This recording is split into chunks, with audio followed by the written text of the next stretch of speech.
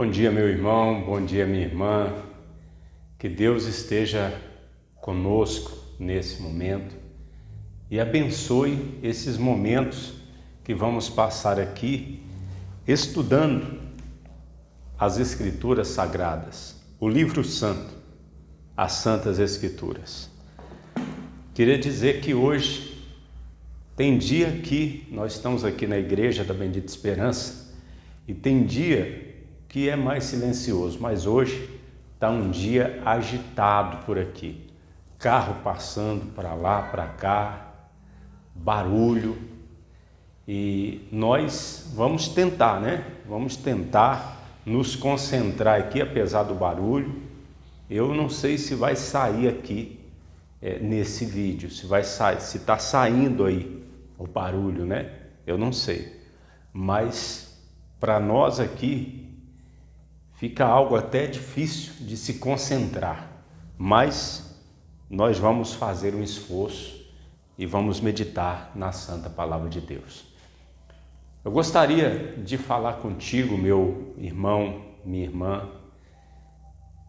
a respeito das profecias cumpridas, e geralmente as profecias da Palavra de Deus que já se cumpriram, elas se cumpriram literalmente segundo o sentido costumeiro das palavras, porque Deus não é Deus de confusão. Deus não é Deus de confusão. Deus é um Deus da paz. Tanto é que quem crê não será confundido. Amém? Então, quando Deus, Ele transmite através dos seus profetas, de homens santos que falam da parte do Espírito Santo, que vai acontecer algo, acontece literalmente segundo o sentido costumeiro das palavras.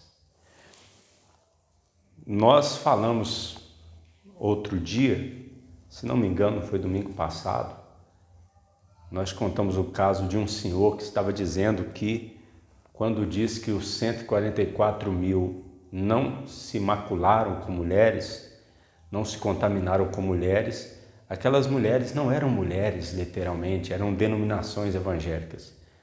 E ele diz, porque a mulher de Apocalipse 12 é a falsa igreja. Só que ele errou, porque ele interpreta alegoricamente um texto literal. Os 144 mil são judeus e eles não se casaram, não se contaminaram com mulheres. E a mulher de Apocalipse 12, aí sim, é símbolo e representa a nação de Israel.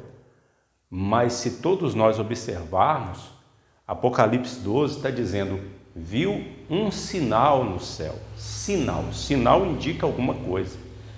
Em Apocalipse 7, quando fala dos 144 mil, Apocalipse 14, não é sinal, é algo real que está acontecendo. Então, quando a Bíblia diz um sinal, então o sinal ele indica alguma coisa. Mas quando não diz que é um sinal, que não está escrito que é um sinal, então nós devemos entender literalmente a palavra de Deus.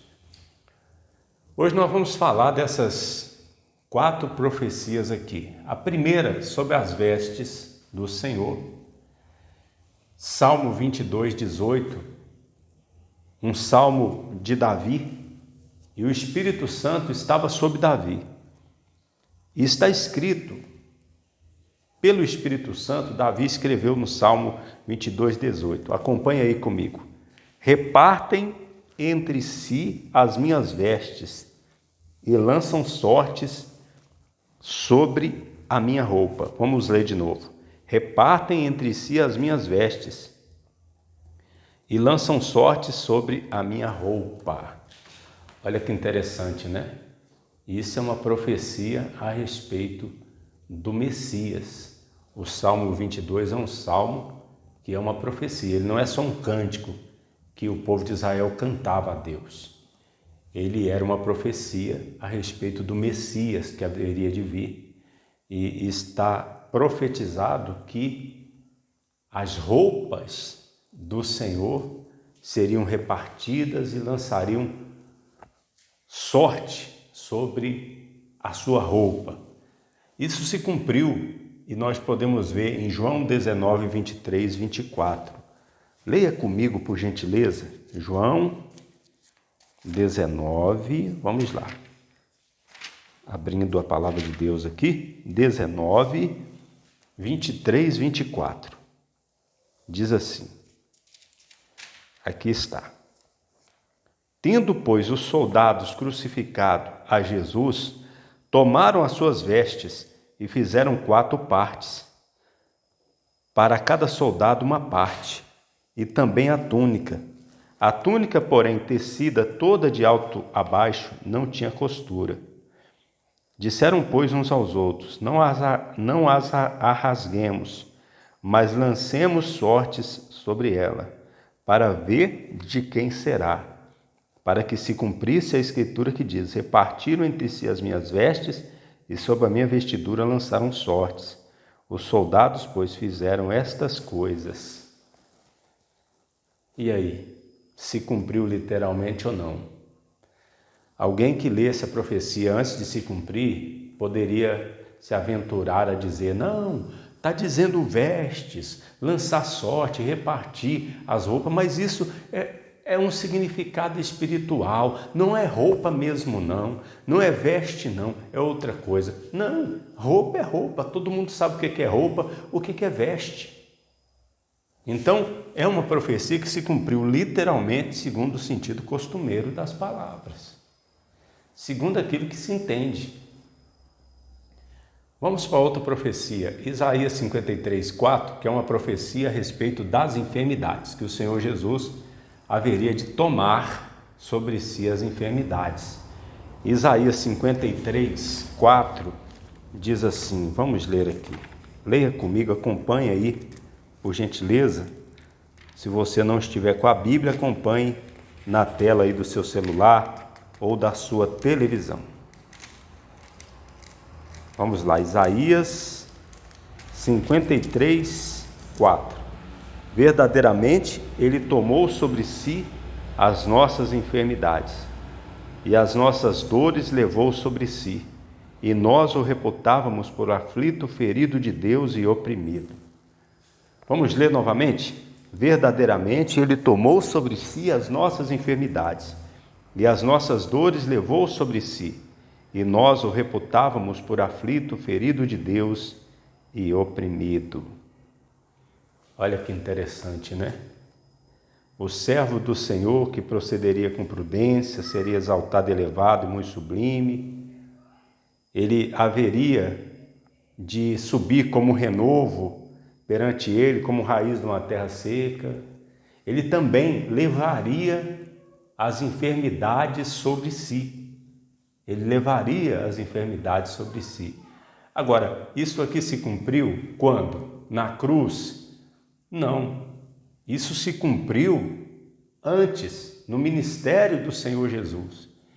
Em Mateus 8, 16, 17, nós vemos o seguinte, vamos ler aqui, leia comigo aí por gentileza, Mateus 8, 16 e 17, diz assim,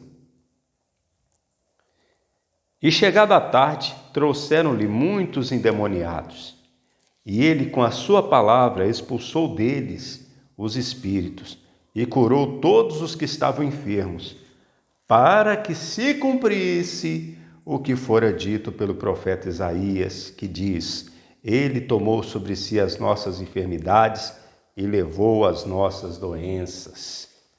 Que maravilha! Se cumpriu do jeito que foi profetizado ou não? Claro que sim.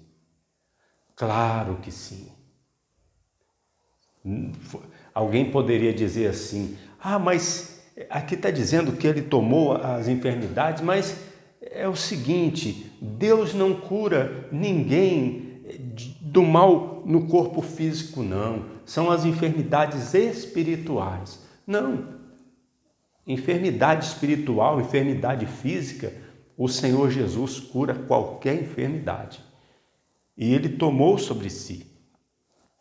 E se cumpriu isso. Ou seja, era a profecia que o Messias viria efetuando curas, efetuando milagres, expulsando demônios. E isso se cumpriu. Na vista daquele povo judeu, dos judeus.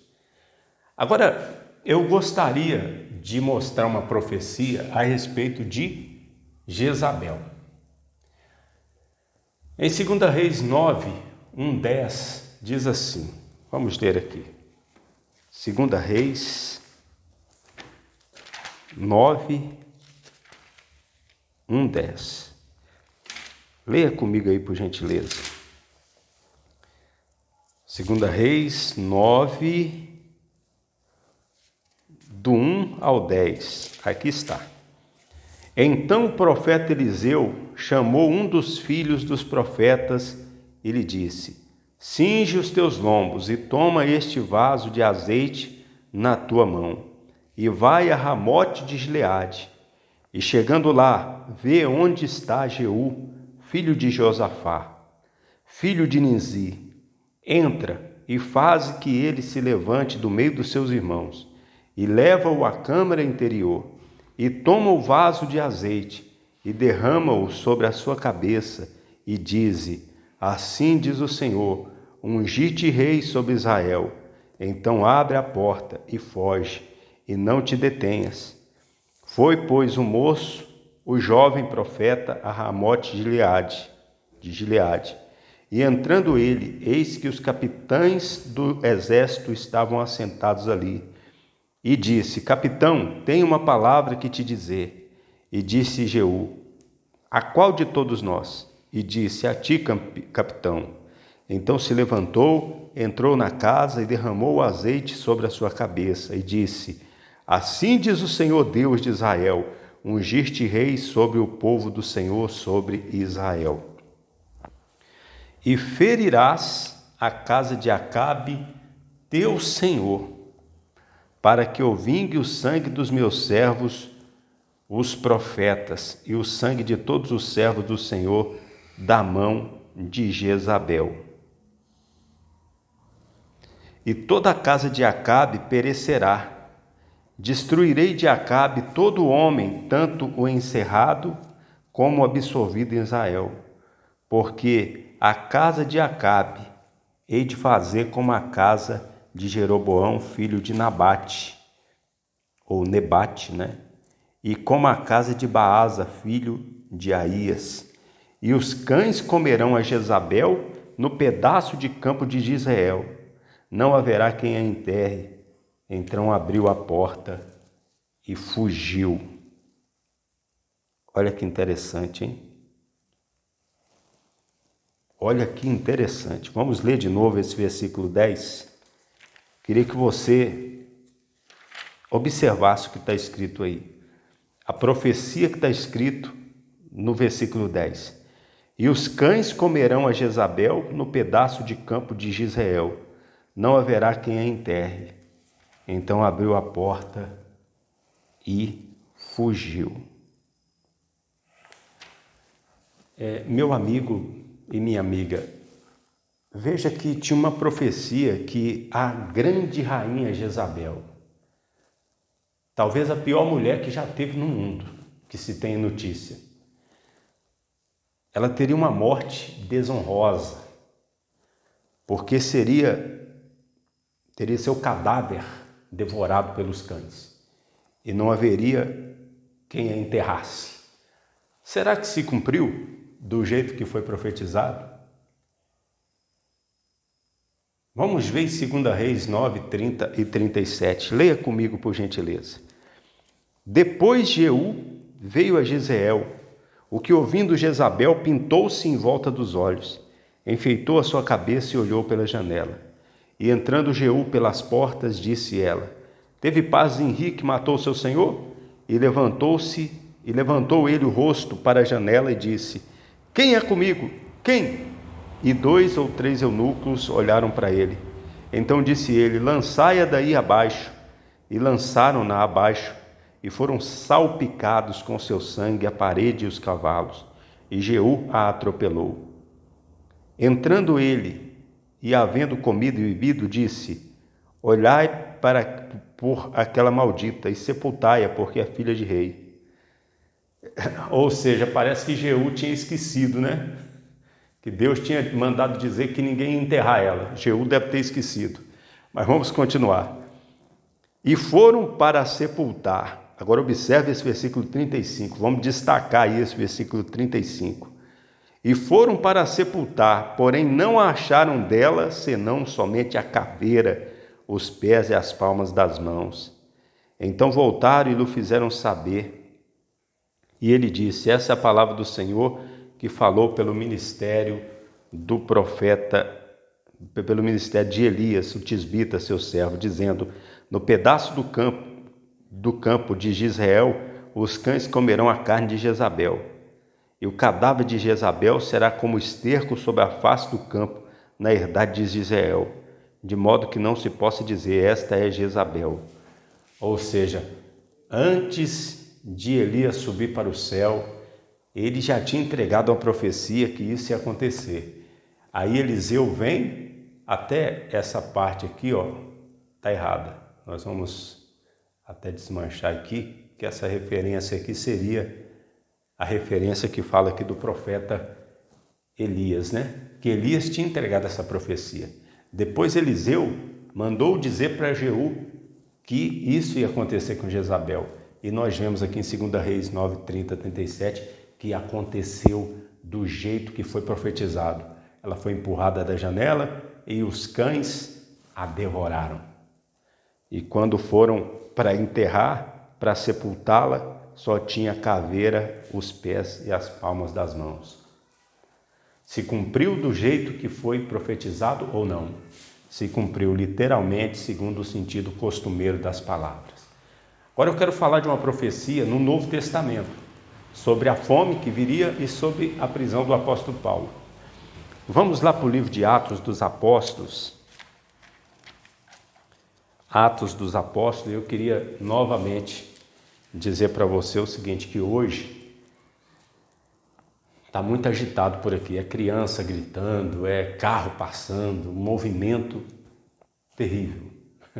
E a igreja fica aqui muito próxima da rua, né? Nós estamos aqui na igreja da Bendita Esperança, então é muito barulho e isso acaba desconcentrando a gente. Nós temos um pouquinho de dificuldade para concentrar no que estamos fazendo, mas estamos aqui lutando, né? Talvez não esteja saindo aí tão assim nítido como aqui para mim, né?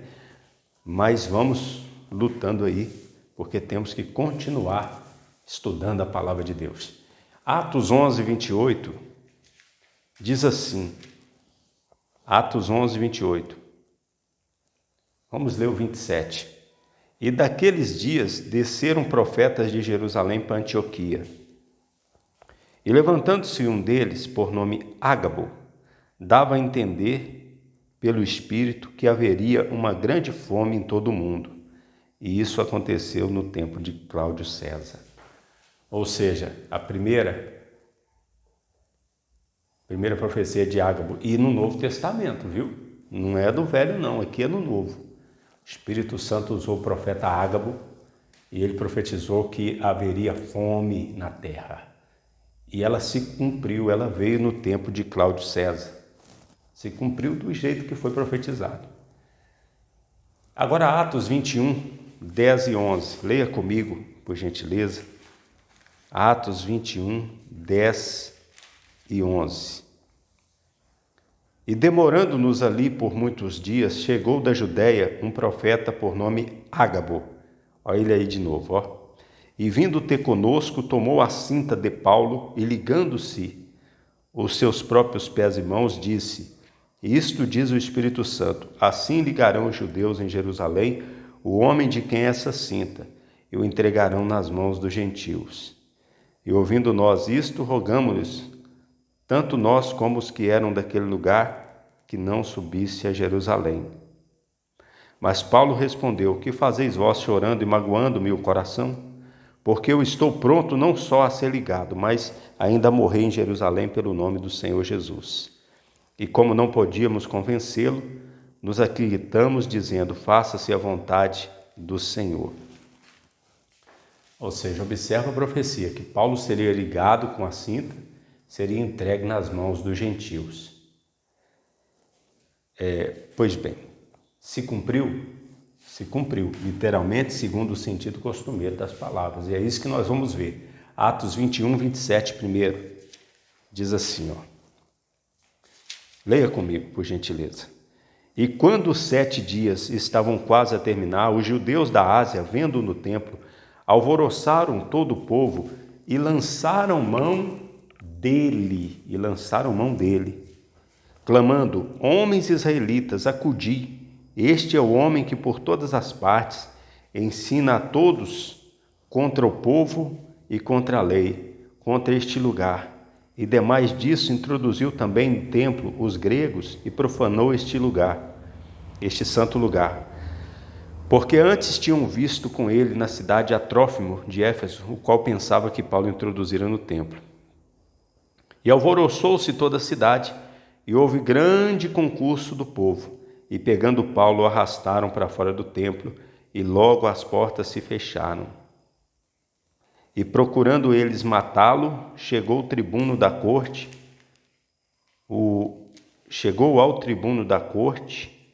o aviso de que Jerusalém estava toda em confusão, o qual, tomando logo consigo soldados e centuriões, correu para lê-los, e quando vieram o tribuno e os soldados, cessaram de ferir a Paulo. Então, aproximando-se o tribuno, o prendeu e mandou atar com 2 cadeias e lhe perguntou quem era o que tinha feito. E na multidão, uns clamavam de uma maneira, outros de outra. Como nada podia saber ao certo por causa do alvoroço, mandou conduzi-lo para a fortaleza.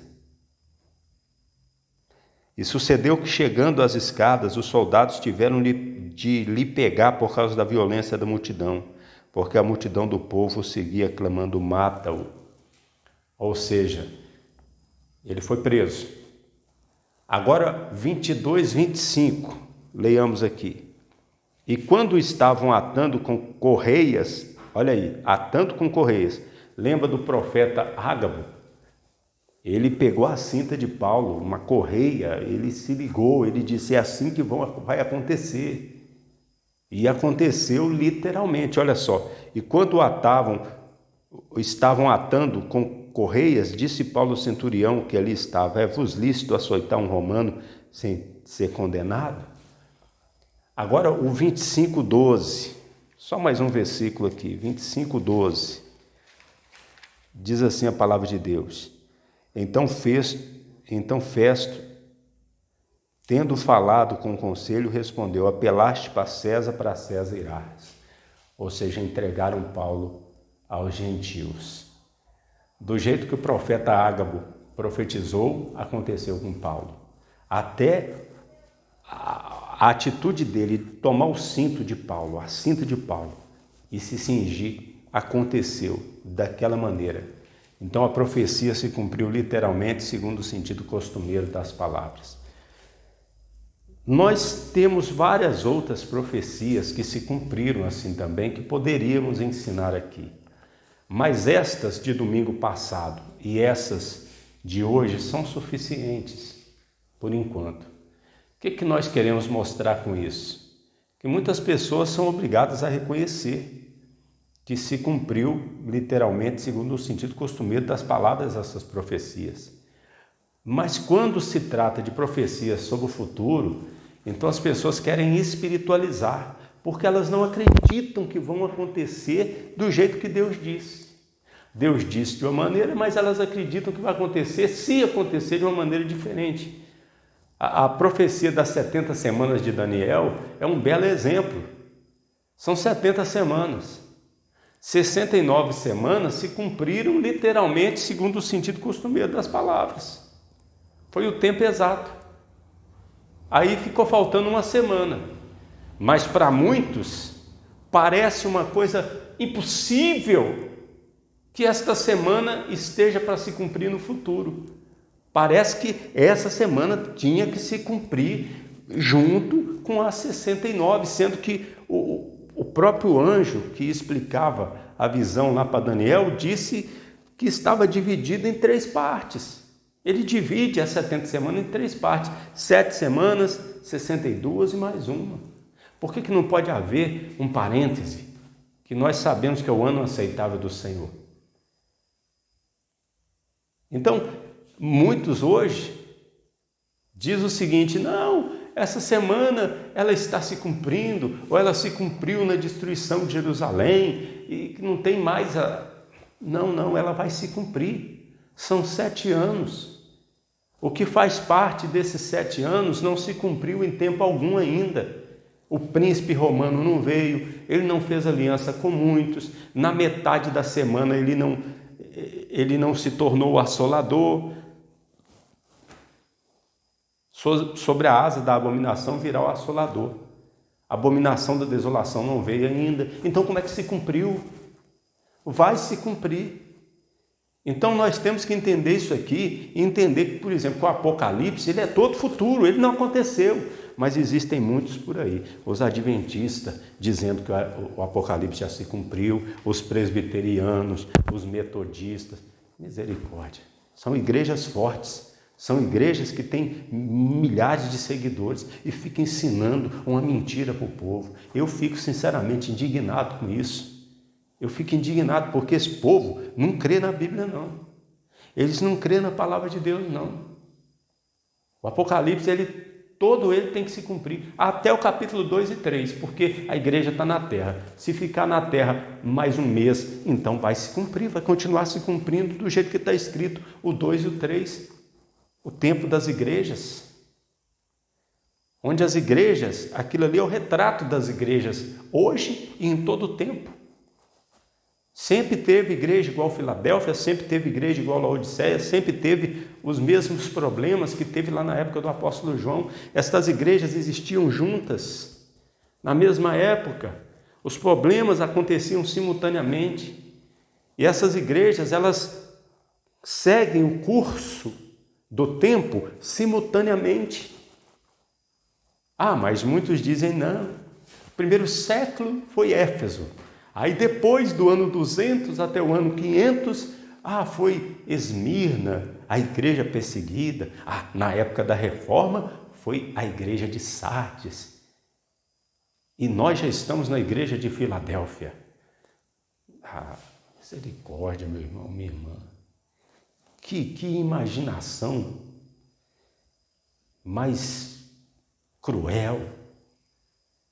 As igrejas não existiram simultaneamente, no mesmo tempo? Então hoje também tem cristãos que são como a igreja de Filadélfia, tem cristãos que são como Esmirna. Tem igrejas em algumas partes do mundo que são perseguidas. Assim como tem igrejas em outra parte do mundo que diz que é rica, abastada, mas é fria. Existe igreja que é igual a Filadélfia em toda parte do mundo. E vai se cumprir o Apocalipse, ele é todo futuro. Mas o diabo não quer que as pessoas creiam na palavra de Deus, né? E ele tem levantado os seus servos para dizer, não, já se cumpriu. Tem uns que dizem até que Jesus não vai voltar, que Jesus já voltou invisivelmente. Misericórdia. Tudo se resume no seguinte: ou a pessoa crê nas Santas Escrituras, ou não crê. Ou a pessoa crê na Bíblia, ou ela não crê. Eu creio. Você está ouvindo um pastor que acredita no que está escrito aqui. Que Deus os abençoe. Jesus Cristo poderá voltar ainda hoje. Se Ele não voltar, estaremos esperando por Ele amanhã.